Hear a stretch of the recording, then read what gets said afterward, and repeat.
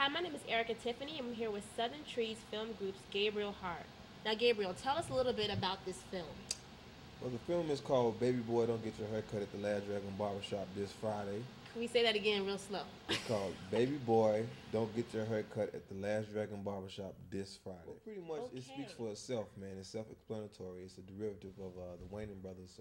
Don't be a menace to South Central while drinking a juice in the hood. Oh yeah, okay. It's my OD to it, and it's pretty much a collaboration of those films into the storyline. It's much like a remix. We didn't take the scenes and we didn't steal the movie.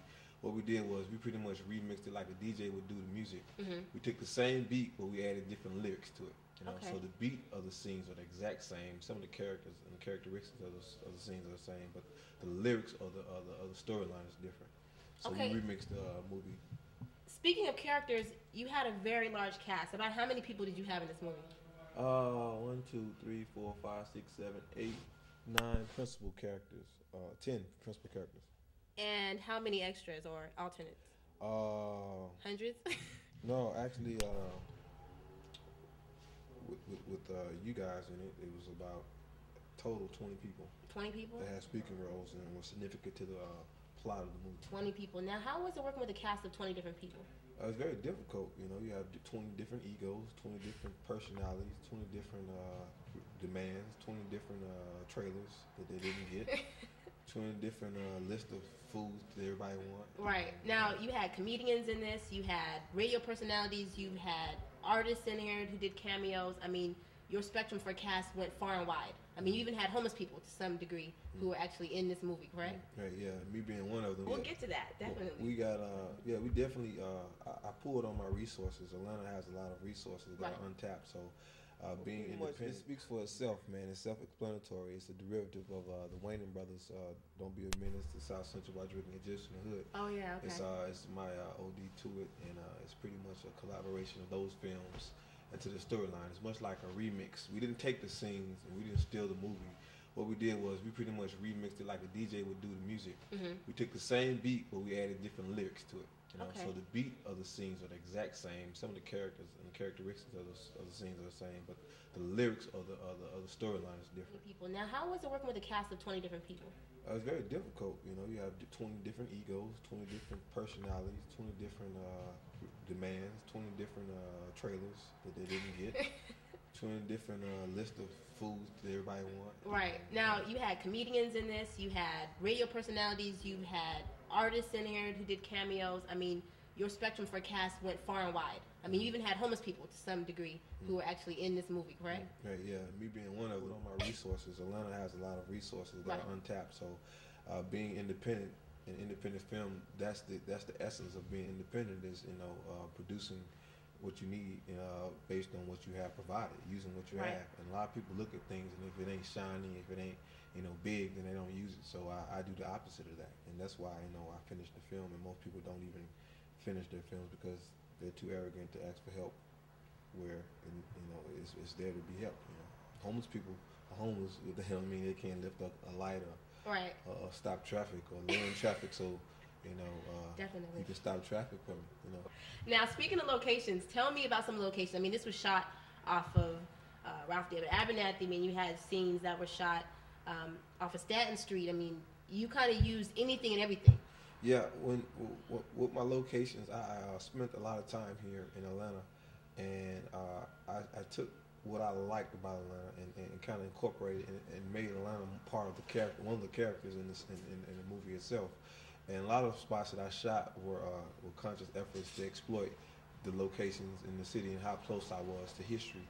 I shot this film in Buttermilk Bottom, which is the name of the location that they call now Auburn Avenue, which historically is referenced from James Brown to Sam Cooke, from old movies and stuff like that. So just from me being aware of that, I shot it in Auburn Avenue, and actually one of the funniest scenes in the movie where they have a shootout is where they had the what do you call it when they take your body down when you die, the last procession.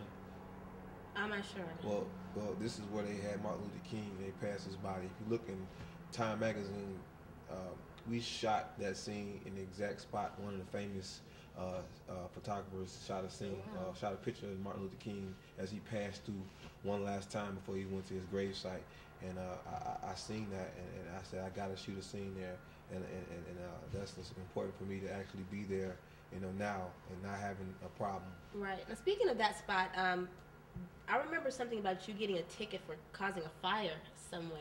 Yeah, around actually, Martin Luther King Church or something. Yeah, I got a ticket from the park rangers because it is a national historic district, and we set a like a garbage can fire, and the joke was that you ever seen New Jack City, then you got the people who were singing around the right around the fire can. Yeah, so we set a fire in front of Martin Luther King's house. And unbeknownst to me, you're not supposed to do that. There was a lot of drama that unfolded within this movie. I mean, people got hurt, people went to jail, people were cussed out by their husbands and wives. I mean, there was a lot of interesting things that happened. But for you, what was one of the most interesting, one of the most crazy things that happened to you as far as concerning this whole film project? When you do something like make a film or anything that's worth anything, you have to make sacrifices. So one of the sacrifices I think I made was my financial well-being. As far as I didn't have a job. Because this movie had no budget. Is that correct? Right. There's no budget, nothing, no money, not $100 to start with. Nothing. just me and an idea to make this film and a drive to make a film. And in that, I had to sacrifice, a lot of time and do all the production, from writing the schedule, the script, and getting the equipment and carrying the equipment to the set. So. Wow. And speaking of script, not to interrupt you, but speaking of script, you actually started filming the movie without a script. Is that correct? Yeah, I did what they call a test shoot, and I auditioned the characters on set, and we shot some scenes. We shot one scene in the barbershop on Auburn Avenue called Silver Star Barbershop one Sunday. And I kind of got a feel of what I wanted and how it was going to go, and just kind of a screen test. That's what it was, and it came out pretty good. And that footage got stolen. Wow. Someone broke into my car and stole that footage, along with a couple other scenes we got in the shoot. And then I had made up my mind that I was going to go ahead and reshoot everything anyway. So, and as soon as I made my mind that I was going to go ahead and continue, I found that someone actually found the footage that had gotten stolen out my car. Returned it to me, and I was able to, and I used that as a momentum to keep going, right, or whatever. So I'm glad I did, because it came out real good. Now, you said that stuff was stolen out of your car, and like you were getting into before, like you said, there was a lot of sacrifice and a lot of hardships that went in. And this project took how long? Well, I got locked up. I went to jail for 6 months, and right in the main momentum of the film.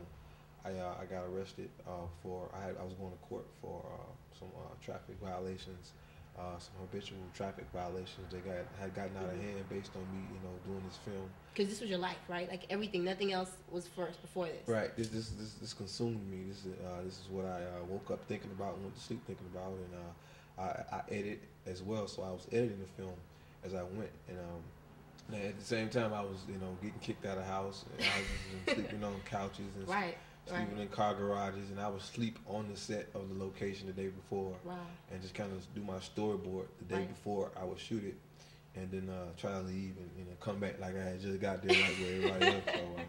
So, but through it all, I did the 6 months in jail, and then when I got out, it was kind of like, okay, I got to regroup everybody. But right before I got locked up, the momentum was like, it's good, because everybody was sold on the film. Everybody started seeing, and they was coming to the set, and they was seeing it being made. They was like, look at this cat, look, he's doing it. So they was with it, and I had the momentum going. We was knocking scenes out, and all of a sudden, God seemed fit for me to stop.